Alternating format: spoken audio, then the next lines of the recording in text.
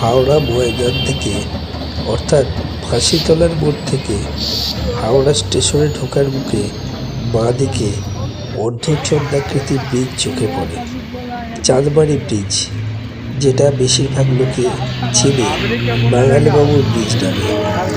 ব্রিজের মাঝের পিলারে লেখা রয়েছে EIR 1933, অর্থাৎ ব্রিজটি তৈরি করা হয়েছিল 1933 সালে। তবে এবার এই ব্রিজটি ভেঙে ফেলা হচ্ছে।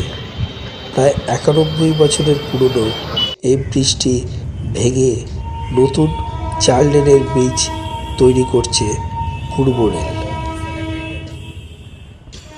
চাঁদমারি ব্রিজ, যেটা বেশিরভাগ লোকে চেনে বাঙালিবাবুর ব্রিজ নামে। ব্রিজের মাঝের পিলারে লেখা রয়েছে EIR 1933, অর্থাৎ ব্রিজটি তৈরি করা হয়েছিল 1933 সালে। তবে এবার এই ব্রিজটি ভেঙে ফেলা হচ্ছে।